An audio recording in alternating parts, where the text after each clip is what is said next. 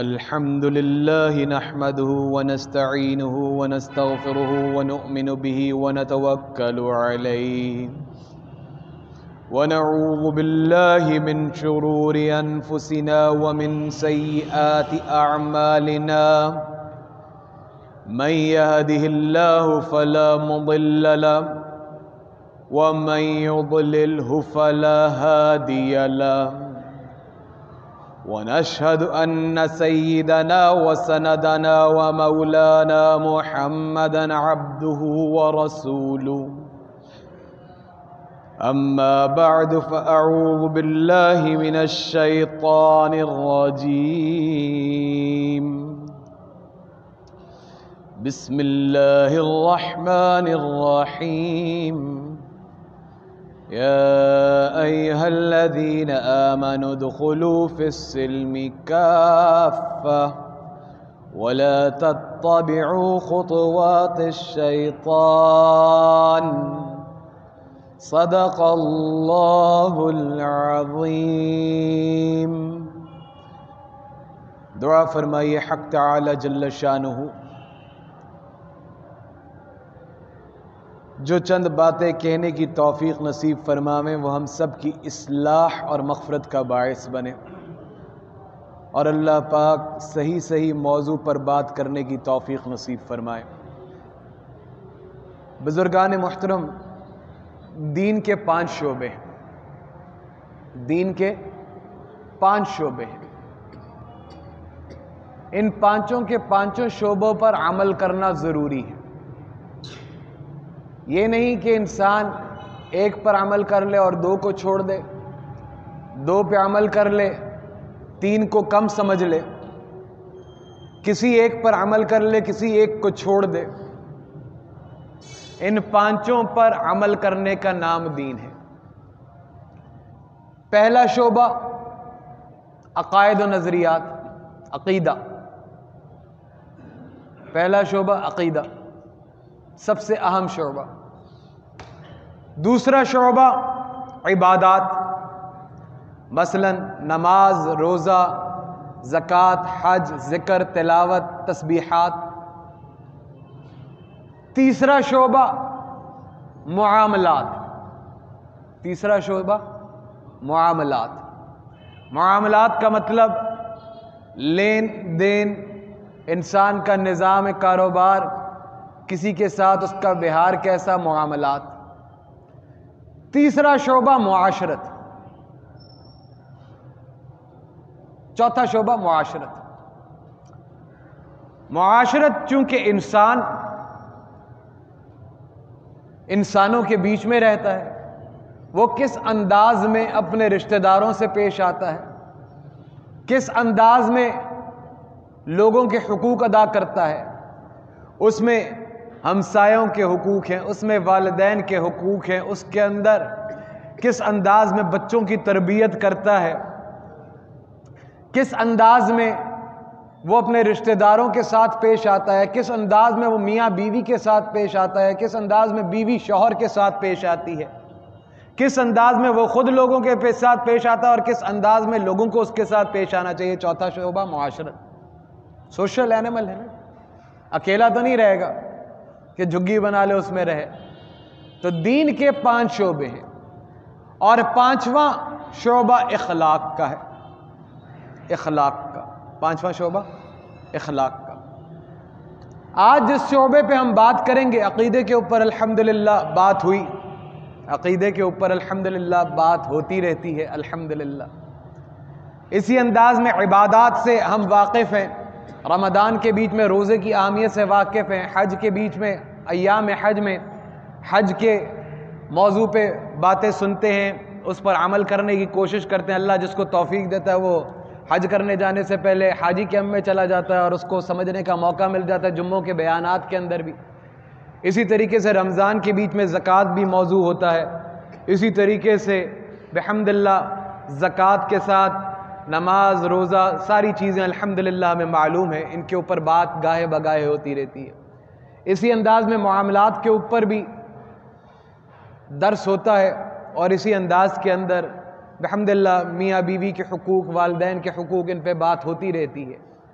اخلاق ایک ایسی چیز ہے جس کے اندر ہم بہت کوتاہی کرتے ہیں، اور یہ صرف اپنے نفس کی اصلاح کے لیے آج عرض کر رہا ہوں۔ خود انسان کو معلوم بھی ہوتا ہے، لیکن بار بار عرض کرنے سے انسان کو خود اپنی اصلاح کا بھی موقع ملتا ہے۔ تو یہ وہ چیزیں ہیں جو اکابرین کی جوتیوں میں بیٹھنے کے صدقے اللہ توفیق فرماتے ہیں۔ تو اپنی اصلاح کے لیے عرض کر رہا ہوں، کیونکہ یہ ایک ایسی چیز ہے کہ انسان بہت کمزور ہے۔ سیدنا علی رضی اللہ تعالیٰ عنہ کا مشہور واقعہ ہے نا کہ ایک یہودی نے جناب نبی اکرم صلی اللہ علیہ وسلم کی شان اقدس میں نازیبا الفاظ ادا کیے، تو سیدنا علی رضی اللہ تعالیٰ عنہ کو بہت غصہ آیا، اور آپ نے اس کو تنبیہ کی، وہ نہ سمجھا، اور آپ کو مزید چڑھانے کے لیے کچھ اور نازیبا الفاظ استعمال کیے، تو آپ نے اس کو لٹا لیا اور اب آپ اس کے اوپر چڑھ گئے۔ جب آپ نے اس کو چاروں شانے چت کر دیا اور آپ اس کے سینے پہ چڑھ گئے، تو اس کو سمجھنا ہے کہ اب وہ کیا کرے، تو اس نے آپ کے منہ پہ نیچے سے، آپ اوپر ہیں وہ نیچے ہے، اس نے تھوک دیا، اس نے آپ کے منہ پہ تھوک دیا۔ تو جب تھوکا تو آپ نے اس کو فوراً چھوڑ دیا۔ تو دائیں بائیں دیکھنے والے کو، جب لڑائی ہوتی ہے تو لوگ ارد گرد جمع ہو جاتے ہیں نا، لوگ ارد گرد جمع ہو جاتے ہیں، تو دائیں بائیں دیکھنے والے نے کہا علی تو نے اس کو چھوڑ دیا، اب تو اور اس کو کٹائی لگانے کا وقت تھا، اس نے تو تیرے اوپر تھوکا ہے، تو اب تو اور۔ تو آپ نے فرمایا کہ یہی وجہ ہے، پہلے اس نے جناب نبی اکرم صلی اللہ علیہ وسلم کے شان اقدس میں نازیبا الفاظ استعمال کیے، تو میرا غصہ اس کے اوپر اس چیز کے لیے تھا، لیکن جب اس نے میرے منہ پہ تھوکا تو مجھے میرا انتقام آتا، میرا بدلہ میرے لیے ہوتا، تو میں نے اس کو چھوڑ دیا کہ میں کہیں اپنے بدلے میں۔ تو سیدنا عیسیٰ علیہ السلام کی شریعت کے اندر ایک نظام تھا کہ اگر کوئی آپ کو، آپ کی شریعت کے اندر آپ کے ماننے والوں کو کوئی ایک تھپڑ مارتا تھا، آپ دوسری گال بھی پیش کر دیتے کہ دوسرا تھپڑ بھی مار لو۔ جناب نبی اکرم صلی اللہ علیہ وسلم کی شریعت کے اندر کوئی ایک تھپڑ مارتا تو آپ کو اجازت ہے کہ آپ اتنا ہی تھپڑ اس کو رسید کر سکیں، لیکن فرمایا بہتر کیا ہے کہ معاف کر دو، بہتر کیا ہے معاف کر دو۔ تو اخلاق اور حسن اخلاق، ہم نے حسن اخلاق کو، اچھے اخلاق کو بہت محدود پیرائے میں سمجھا ہے، جبکہ جناب نبی اکرم صلی اللہ علیہ وسلم نے فرمایا کہ میں تمہارے اخلاق کی تکمیل کے لیے آیا ہوں، تمہارے اخلاق کی تکمیل کے لیے آیا ہوں۔ ہم نے اخلاق کو یہ سمجھ لیا کہ کسی سے بات کریں تو مسکرا دیں، کسی سے بات کریں تو مسکرا دیں، ہم نے سمجھ لیا صرف اتنا ہی۔ ہم کہتے ہیں نا اس کے بہت اچھے اخلاق ہیں، پوچھیں کہ کیا وجہ ہے، یہ بڑے اچھے طریقے سے سلام کرتا ہے، تواضع کرتا ہے، پیش آتا ہے۔ ہم نے اس کو اتنے محدود سی چیز میں پرو دیا ہے، سمو دیا، اور یہی سمجھ لیا کہ یہی اخلاق ہے کہ میں بات کس انداز میں کرتا ہوں۔ ہم کہتے ہیں نا فلاں شخص، اس سے جب بھی ملو اس کے منہ پہ، چہرے پہ مسکراہٹ ہے، ہم نے بس اسی کو اخلاق سمجھ لیا، حالانکہ یہ اخلاق کا ایک حصہ ہے۔ اخلاق اصل میں خلق کی جمع ہے، اور خلق کا مطلب یہ ہے کہ اپنے دل کے اندر کی تمام چیزوں کو اللہ کے دین کے نظر میں، اسلام کی روشنی میں اخلاق کیا ہے، اسلام اور دین کی روح سے اخلاق یہ ہے کہ دل کو اللہ کے احکامات کے مطابق عمل کرانا، اور جس سے روکا جائے اس سے رکنا۔ اخلاق کے اندر دو طرح کے انسان کا حال اور قال، انسان کا حال اور قال ہوتا ہے، ایک عبادات ظاہرہ ہوتی ہیں اور ایک عبادات باطنہ ہوتی ہیں۔ عبادات ظاہرہ مثلا نماز پڑھنا، روزہ رکھنا، یعنی جو سامنے نظر آ رہا ہے، زکوٰۃ دینا، صدقہ دینا۔ باطنہ جو انسان کے اندر کی عبادات ہے۔ اب میں نے جس طرح سے ابتدا کے اندر عرض کیا کہ دین، جو آیہ مبارکہ میں نے آپ کے سامنے تلاوت کی، یا ایھا الذین آمنوا ادخلوا فی السلم کافہ، کہ دین میں پورے کے پورے داخل ہو جاؤ۔ اور دین کیا ہے؟ میں نے بتایا 5 چیزوں کا نام دین ہے، اس میں سے کوئی ایک ہم اپنی مرضی کے بغیر چوز نہیں کر سکتے، یا یہ نہیں کر سکتے کہ ایک چیز پہ عمل کریں دوسری کو چھوڑ دیں۔ سب چیزوں کا اتنا ہی ثواب بھی ہے اور اتنا ہی گناہ بھی ہے۔ جس طرح نماز پڑھنے کا ثواب ہے اور چھوڑنے کا گناہ ہے، اس طرح غیبت کا بہت بڑا گناہ ہے اور غیبت سے پاک دل کو رکھنے کا بہت بڑا ثواب ہے۔ ریاکاری کا بہت بڑا گناہ ہے اور اس سے بچنا ثواب ہے۔ اپنے دل کو کم از کم اس طرف لے کر جانا. اچھا اب ہم نے دین کے جو شعبے ہیں ان میں سے پہلے 2 شعبوں کو تو دین سمجھ لیا, باقی چیزوں کے اندر ہم بڑی کوتاہی کر جاتے ہیں. مثلا معاملات, ہم سمجھتے ہیں یہ کاروبار کا نظام کاروباری طریقے سے ہوگا, حالانکہ مسلمان کے لیے معاملات دین کا حصہ ہے, شعبہ ہے, اور وہ جناب نبی اکرم صلی اللہ علیہ وسلم کی شریعت کے مطابق ہونا چاہیے, اور شریعت کے مطابق ہوگا ہی تو ہم آگے چلیں گے. ہم سمجھتے ہیں شادی بیاہ اور رسومات جو ہیں ہماری برادری کے نظام سے ہونا چاہیے, جبکہ یہ دین کا چوتھا شعبہ ہے معاشرت, کہ میں نے بیوی کے ساتھ کیسا سلوک کرنا ہے, میں نے ماں باپ کے کیسے حقوق ادا کرنے ہیں, میں نے بچوں کی تربیت کیسے کرنی ہے, میں نے ہمسایوں کے حق کیسے ادا کرنے ہیں. یہ معاشرت دین کا حصہ ہے. المیہ اس وقت یہ ہے کہ ہم پہلے 2 چیزوں کو تو دین سمجھتے ہیں, لیکن باقی 3 شعبوں کو دین سمجھتے بھی نہیں ہیں. باقی 3 شعبوں کو دین سمجھتے بھی نہیں ہیں. باقی 3 شعبوں کو دین سمجھتے بھی نہیں. ہم نے معاشرے میں کیسے پیش آنا ہے, ہم نے اپنے معاملات کی اصلاح کیسے کرنی ہے. اب تو لوگوں نے یہ محاورے بنانا شروع کر دیے ہیں, حاجی صاحب نیک بڑے سن, ہر سال عمرہ کرنے چلے جائیں, لیکن پیسے لوگوں سے بڑے دینے. تو معاملات زندگی اصل چیز ہے. اب لوگوں نے لکھنا شروع کر دی ہے, اللہ سے تو معافی مانگ لو گے, لیکن جس کا دل دکھایا اس سے کیا کرو گے. لیکن یہ دین کا حصہ ہے, اور یہی دین ہے. ان میں سے سب پر عمل کرنا ہی دین ہے. یہ نہیں ہے کہ آپ کیا میں ایک چیز کر رہا ہوں دوسری نہیں کر رہا, یا یہ بھی ہم کہتے ہیں دوسری نہیں کر رہے تو یہ کرنے کا کیا فائدہ. یہ دونوں طور اور یہ دونوں اطوار غلط ہیں, کہ ایک کر رہے یہ نہیں کر رہے تو یہ کیوں کر رہے ہو. کوئی کہے تو بڑے حاجی بندے پھر دو, معاملات تو تواڈے خراب نے, تو بجائے اس کے کہ وہ نماز بھی چھڑوائے, اس کو کوشش یہ کرنی چاہیے وہ اپنے معاملات کی اصلاح کرے. آپ نے دیکھا نا ہمارے معاشرے کے اندر یہ عام فہم چیز ہے کہ ہم کہتے ہیں کہ تمہارے معاملات درست نہیں اور تم بڑی نمازیں پڑھتے پھر رہے ہو. اس کو نماز سے بھی بدزن کرنے کی کوشش, تم روزے کی اور کس خوشی میں رکھ رہے ہو, تمہارے معاملات. تو دین نام ہے ان 5 چیزوں کا. سب سے پہلے عقیدے کا نام دین ہے. سب سے پہلے عقیدے کا نام دین ہے. نمبر 2 دین عبادت کا نام ہے. عبادت میں نماز بھی ہے, روزہ بھی ہے, زکوٰۃ بھی ہے, حج بھی ہے, ذکر بھی ہے, تلاوت بھی ہے. نمبر 3 دین نام ہے معاملات کا. نمبر 3 دین نام ہے معاملات کا. نمبر 4 دین نام ہے معاشرت کا. دین کے 5 حصے. اور نمبر 5 دین نام ہے اخلاق کا. جناب نبی اکرم صلی اللہ علیہ وسلم نے فرمایا, آج کا جو موضوع تھا وہ اخلاق, فرمایا مجھے تمہارے اخلاق کی تکمیل کے لیے بھیجا گیا. اور اخلاق کے موضوع پہ جو آج بات ہے کہ اخلاق کا مطلب خالی مسکرا کر سلام دعا نہیں ہے. اخلاق کے بیچ میں ظاہری اخلاق بھی ہیں اور باطنی اخلاق بھی ہیں. اخلاق کے بیچ میں وہ تمام دین اور حدیث کی روشنی سے وہ تمام چیزیں جن سے اللہ نے منع کیا ان سے پاک کرنا اخلاق ہے, اور جن کے بارے میں حکم دیا ان پر عمل کرنا اخلاق کے زمرے میں آتا ہے. ہم نے اخلاق اور حسن اخلاق کو بڑا محدود کر دیا, ظاہری تک رکھ دیا, حالانکہ اس کی اصل حقیقت باطنی ہے. اگر ظاہری ہو تو یہ اخلاق نہیں, یہ بد اخلاقی ہے, کہ میں لوگوں کو دکھانے کے لیے کہ میں بہت اچھے طریقے سے پیش آتا ہوں, تو یہ بد اخلاقی, اخلاق نہیں ہے. کسی سے کام نکلوانے کے لیے اچھے طریقے سے پیش آتا ہوں تو یہ اخلاق نہیں, بد اخلاقی ہے. اخلاق تو ہے دل کا صاف ہونا, دل کا صاف ہونا. تو حال اور قال دونوں ضروری ہیں.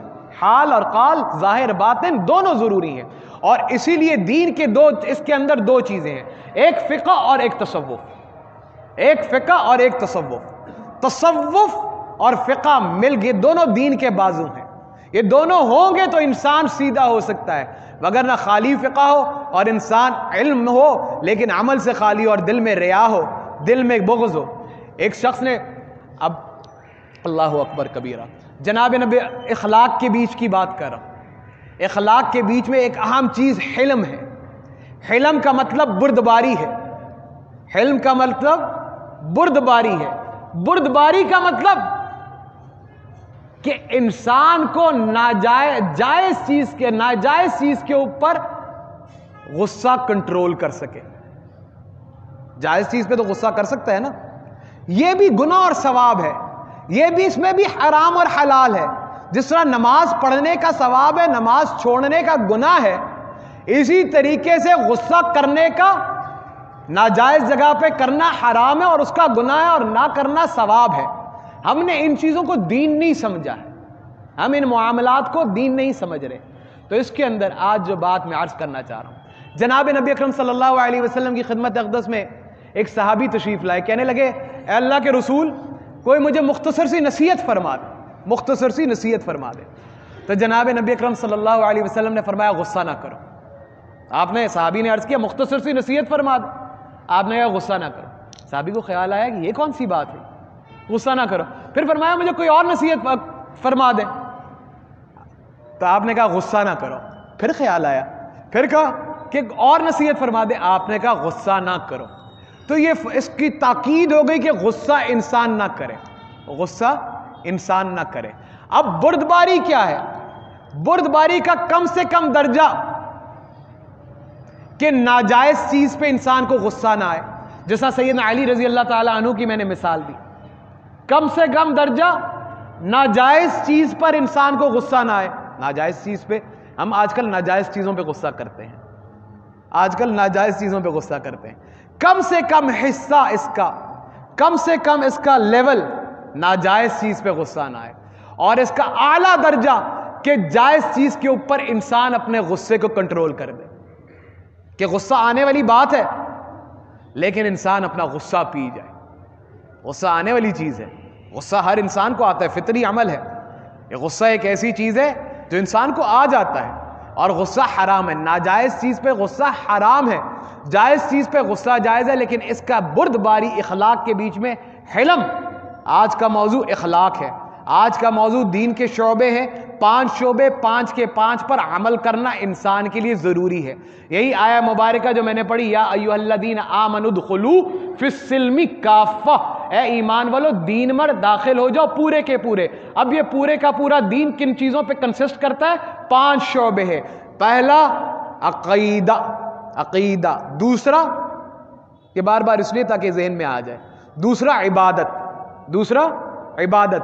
تیسرا شعبہ معاملات جو ہم کرتے ہیں, لین دین ایک دوسرے کے ساتھ, جو وعدہ کیا اس پر عمل, ناپ تول میں کمی نہیں, سچ کہہ کر بال بیچنا, جھوٹ بول کر مال بیچ کے نفع کمانے سے بہت بہتر ہے. یہ معاملات کے غلہ ملاوٹ والا گندا مال پہلے بتانا, اس میں نقائص پہلے عرض کرنا, یہ معاملات. تیسرا حصہ دین کا بہت اہمیت کا حامل معاملات. چوتھا حصہ معاشرت. معاشرت کے بیچ میں چونکہ انسان, یہاں پہ اکیلا تو میں جمعہ نہیں پڑھ رہا, اکیلے تو آپ بھی نہیں بیٹھے, آپ نے کس انداز میں مسجد کے اندر داخل ہونا ہے, جو پہلے آیا اس کا کیا مقام ہے, یہ بھی معاشرت ہے. اس کو آپ نے کراس کرتے ہوئے, پھلانگتے ہوئے, ایک انسان کی قدر توڑتے ہوئے آپ نے آگے نہیں آ جانا. یہ معاشرت کا حصہ ہے کہ مسجد میں آنے کا طریقہ, لوگوں کے بیچ میں محفل کے آداب کیا ہے, کہ محفل میں داخل ہو تو انسان السلام علیکم ایک ہی بار کرے, بار بار محفل کو خراب نہ کرے, جا جا کے گلے ملے. ایک بات ہو رہی ہے تو آپ بات کے بیچ میں آ کر خلل پیدا کر دیں. معاشرت, والدین کا حقوق اف تک نہ کہو والدین کو, ماں باپ کی خدمت کر کے جنت کماؤ, ماں کے قدموں تلے جنت ہے, باپ کا ادب کرنا ضروری ہے. معاشرت, بیوی کے حقوق کیا ہیں, پورے طریقے سے ادا کیے جائیں. بچوں کی تربیت کیا ہے, پورے طریقے سے اس پر زور لگایا جائے. اس کے لیے حلال حرام معاملات پہلے گزر گیا, حلال کا بندوبست کر کے حلال کھلایا جائے, حرام سے بچا جائے. ہمسایوں کے سلوک, معاشرت. نمبر 5 اخلاق. یہ 5 چیزیں, ان میں سے کسی ایک کو نہ میں چھوڑ سکتا ہوں, نہ اپنی مرضی سے ترک کر سکتا ہوں. 2 رویے معاشرے کے اندر ہیں. ہم سمجھتے ہیں کہ یہ کر لیا بہت کافی ہو گیا, باقی چیزیں نہیں, کہ عبادات کر لی, رمضان کر لیا, لیکن معاملات میں جیسے بھی رہیں اس کو چھوڑ دیں. نہیں, معاملات بھی ضروری, عبادات کی ذرائع. معاشرت کے اندر بیوی کے حقوق ادا کرنا, شوہر کے حقوق ادا کرنا, والدین کی خدمت کرنا, ان کے حق ادا کرنا, یہ بھی دین ہے, اور ان کو بھی چھوڑا نہیں جا سکتا، اس کا بھی گناہ اور ثواب ہے۔ نمبر 5 اخلاق، اخلاق بھی بہت اہمیت کا حامل ہے، اس کے بھی اسی انداز میں گناہ ہے، اسی انداز میں ثواب ہے، جس طرح نماز کا کر پڑھنے کا ثواب ہے، روزہ ترک کرنے کا گناہ ہے، اسی انداز میں اخلاق کے اندر انسان کمی کوتاہی، اس میں ریاکاری، بغض، یہ سارا کچھ۔ اب غصہ جو حدیث کے اندر میں نے جناب نبی اکرم صلی اللہ علیہ وسلم نے فرمایا کہ غصہ نہ کرو، غصہ تمام برائیوں کی جڑ ہے۔ غصہ نکل جائے تو آپ کنٹرول سے باہر ہو سکتے ہیں، کسی کے ساتھ ظلم اور زیادتی کر سکتے ہیں۔ مجھے غصہ نہ دلاؤ، یہ میں صرف اپنے نفس کی اصلاح کے لیے آپ کو بات عرض کر رہا ہوں۔ مجھے غصہ نہ دلانا، مننا میں یہ کر دوں گا، لوگ یہ کہتے ہیں نا، اور کر بھی دیتے ہیں، اور کر بھی دیتے ہیں غصے کے بیچ۔ کیا وجہ ہوئی تھی؟ مجھے غصہ آ گیا۔ تو غصہ ناجائز معاملات کے اوپر کرنا حرام ہے، جائز معاملے کے اوپر اس کو قابو کرنا اس کا احسن ترین درجہ ہے۔ اب اگر غصہ نہیں کریں گے، غصہ آ گیا ہے، غصہ آ گیا نہیں کرتے، تو کیا ہوگا؟ دل میں ایک تشنگی سی رہ گئی، یہ ہو گیا تو میں کیا کر لوں، میں یہ کر سکتا تھا، دل میں ایک بات آ گئی، اب اس سے بغض کی کیفیت پیدا ہو گئی۔ غصہ تمام تر اخلاق کو ڈبونے والی چیز ہے۔ کر دیا، اظہار کر دیا تو آپ شاید اس اظہار میں اس سے آگے نکل جائیں کہ آپ خود مجرم بن جائیں۔ اگر آپ نے غصہ اندر رکھ لیا تو دل میں کیا پیدا ہوگا؟ بغض پیدا ہو جائے۔ بغض جب دل میں رہتا ہے، بغض جب دل میں رہتا ہے، بغض جب دل میں رہتا ہے تو انسان کوشش کرتا ہے یہ مجھ سے، اس کو میں کسی طریقے سے یہ نیچے آ جائے، دل میں ایک خواہش ہوتی ہے کہ اس نے میرے ساتھ یہ کیا تھا، اس کے ساتھ بھی یہ ہو جائے۔ پھر وہ آگے نکلتا ہے تو انسان کے اندر حسد پیدا ہوتی ہے۔ تو غصہ تمام برائیوں کی جڑ ہے، غصہ تمام برائیوں کی جڑ۔ تو آج کا جو عنوان ہے کہ ہم نے دین کے اندر پورے کے پورے داخل ہونا ہے، ان کے اندر عقیدے سے لے کر اخلاق تک ہر چیز کو ہم نے حاصل کر رہا ہے، اور اسی کا نام دین ہے، اور دین کے ہر شعبے پر عمل کرنا لازمی ہے، ضروری ہے۔ یہ نہیں کہ آپ ایک شعبہ حاصل کریں اور دوسرے شعبے کو نظر انداز کریں۔ اللہ پاک مجھے اور آپ کو جناب نبی اکرم صلی اللہ علیہ وسلم کی سنتوں پر عمل کرنے والا بہترین اخلاق والا مسلمان بنائے۔ غصے سے، کینے سے، حسد سے، بغض سے اللہ ہمارے دلوں کو پاک فرمائے، اور اللہ پاک ہم سب کو پکا کھرا محمدی مسلمان بنائے، آپس میں اتفاق، پیار، محبت نصیب فرمائے۔ اللہ پاک ہمیں ایمان والی زندگی اور خاتمہ ایمان پر نصیب فرمائے۔ وآخر دعوانا ان الحمد للہ رب العالمین۔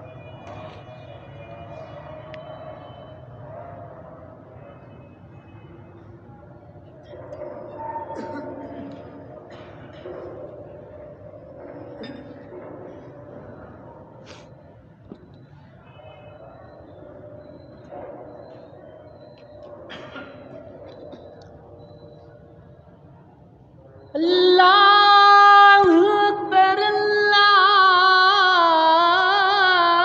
اکبر، اللہ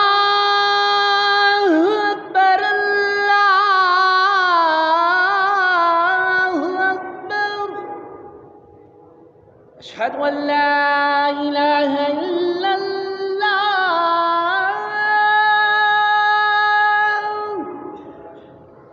اشہد ان لا الہ الا اللہ، اشہد ان محمد رسول اللہ، اشہد ان محمد رسول اللہ،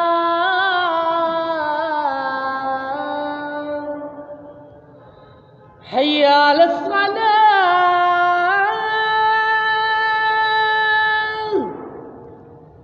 حی علی الصلاة،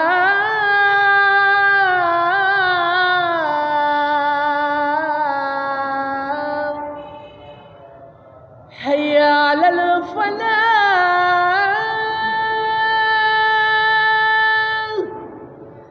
حی علی الفلاح،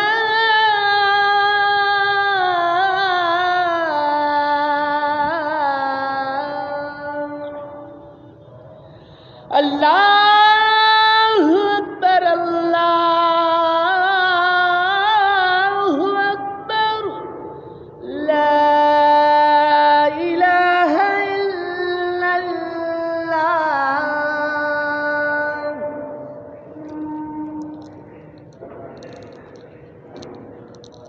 الحمد لله الحمد لله الذي نور قلوب العارفين بنور الإيمان وشرح صدور الصادقين بالتوحيد والإيقان، وصلى الله تعالى على خير خلقه محمد وعلى آله وصحبه أجمعين.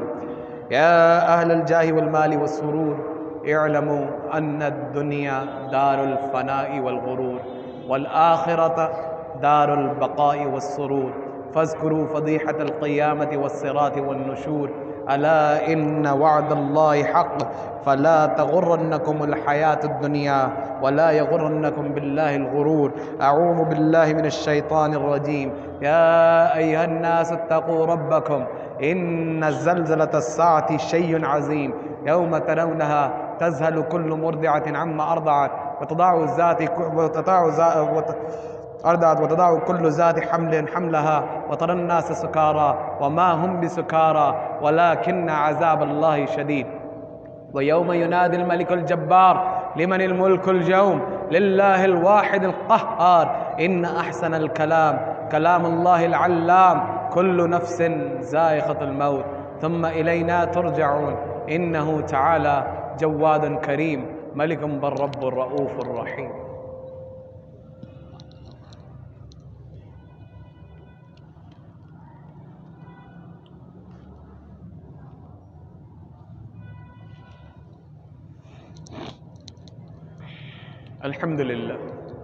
الحمد لله نحمده ونستعينه ونستغفره ونؤمن به ونتوكل عليه، ونعوذ بالله من شرور أنفسنا ومن سيئات أعمالنا. من يهده الله فلا مضل له ومن يضلله فلا هادي له، ونشهد أن لا إله إلا الله وحده لا شريك له، ونشهد أن سيدنا ومولانا محمدا عبده ورسوله. أما بعد، أعوذ بالله من الشيطان الرجيم. إن الله وملائكته يصلون على النبي، يا أيها الذين آمنوا صلوا عليه وسلموا تسليما. اللهم صل على سيدنا محمد وعلى آل سيدنا محمد بعدد من صلى وصام، وصل كذلك على جميع الأنبياء والمرسلين وعلى الملائكة المقربين وعلى عباد الله الصالحين، خصوصا على أفضل الصحابة بالتحقيق أمير المؤمنين أبي بكر الصديق رضي الله تعالى عنه، وعلى الناطق بالصواب أمير المؤمنين عمر بن الخطاب رضي الله تعالى عنه، وعلى جامع القرآن أمير المؤمنين عثمان بن عفان رضي الله تعالى عنه، وعلى أسد الله الغالب أمير المؤمنين علي بن أبي طالب رضي الله تعالى عنه، وعلى الإمامين الهمامين أبي محمد الحسن وأبي عبد الله الحسين رضي الله تعالى عنهما، وعلى جميع أمهات المؤمنين والمؤمنات وأزواج النبي المطهرات رضي الله تعالى عنهن، وعلى جميع بناته الطيبات السيدة زينب وسيدة رقية وسيدة أم كلثوم وسيدة فاطمة الزهراء رضي الله تعالى عنهن، وعلى ستة الباقية من العشرة المبشرة رضوان الله تعالى عليهم أجمعين. اللهم ألف بين قلوب المؤمنين وأصلح بالهم ووفقهم لإقامة الخلافة الحقة على منوال الخلافة النبية الراشدة. اللهم انصر الساكر المسلمين أينما كانوا ومن كانوا. اللهم اغفر لي ولوالدي ولجميع المؤمنين والمؤمنات والمسلمين والمسلمات الأحياء منهم والأموات. اللهم لعن الكفرة الذين يصدون عن سبيلك ويكذبون رسلك ويقاتلون أولياءك. اللهم خالف بين كلمتهم وشتت شملهم وخرب ديارهم وأهلكهم كهلاك عاد وثمود. تعادلوا عباد الله، إن الله يأمر بالعدل والإحسان وإيتاء ذي القربى وينهى عن الفحشاء والمنكر والبغي، يعظكم لعلكم تذكرون. واذكروا الله العلي العظيم يذكركم وادعوه يستجب لكم، ولذكر الله تعالى أعلى وأولى عز وجل وهم أكبر، والله يعلم ما تصنعون.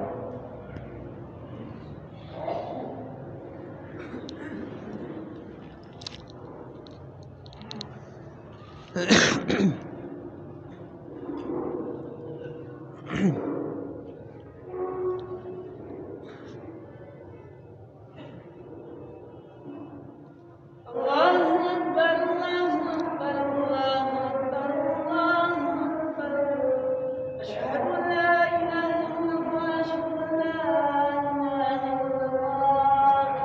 أشهد أن محمدا رسول الله أشهد أن محمدا رسول الله حي على الصلاة حي على الصلاة حي على الفلاح حي على الفلاح قد قامت الصلاة قد قامت الصلاة الله أكبر الله أكبر لا إله إلا الله.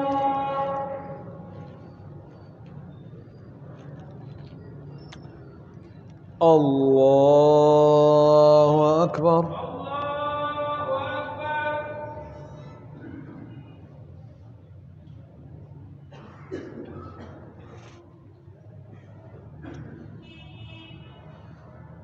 الحمد لله رب العالمين الرحمن الرحيم مالك يوم الدين إياك نعبد وإياك نستعين اهدنا الصراط المستقيم صراط الذين أنعمت عليهم غير المغضوب عليهم ولا الضالين.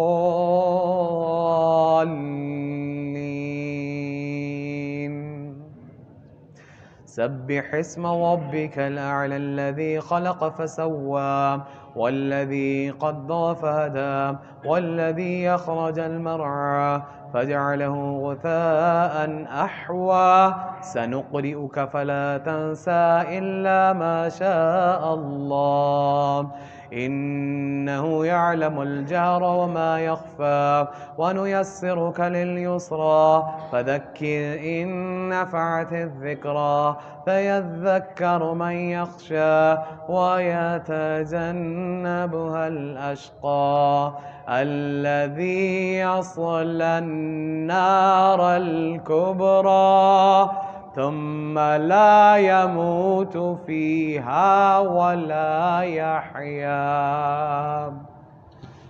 الله أكبر.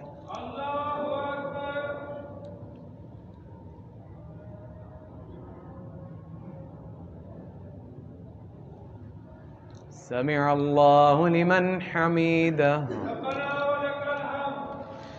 الله أكبر.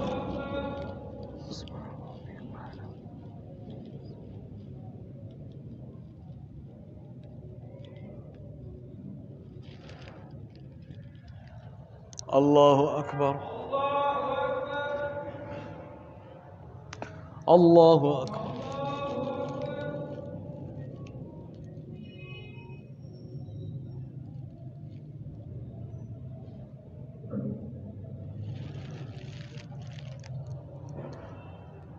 الله أكبر.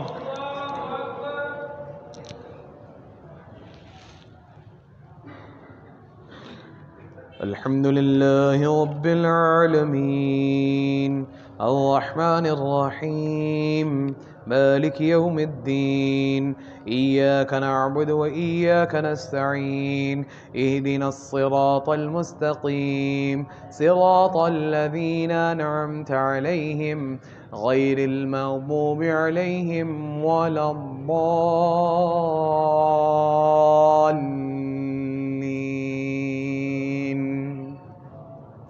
قد أفلح من تزكى وذكر اسم ربه فصلى بل تؤثرون الحياة الدنيا والآخرة خير وأبقى إن هذا لفي الصحف الأولى صحف إبراهيم وموسى.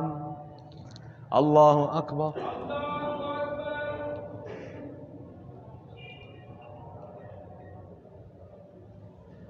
سمع الله لمن حمده. الله أكبر.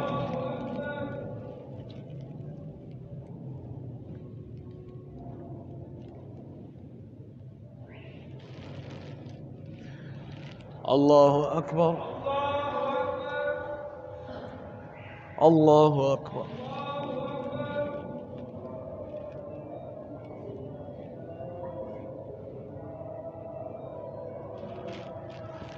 الله أكبر.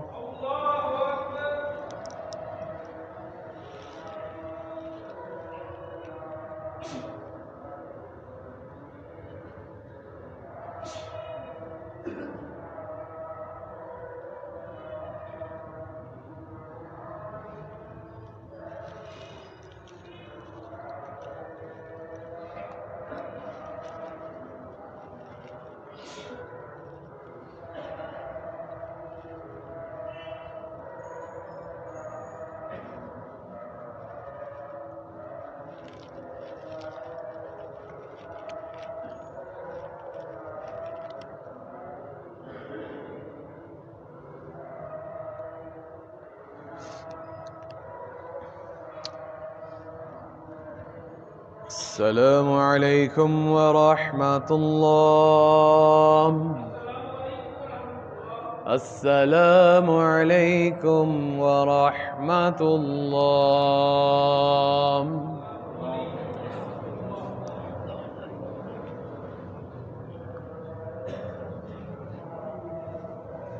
الحمد للہ رب العالمین والعاقبۃ للمتقین والصلاة والسلام علی سید المرسلین. ربنا ظلمنا انفسنا وإن لم تغفر لنا وترحمنا لنكونن من الخاسرین. ربنا آتنا في الدنيا حسنة وفي الآخرة حسنة وقنا عذاب النار وقنا عذاب القبر وقنا عذاب الحشر وقنا عذاب الميزان.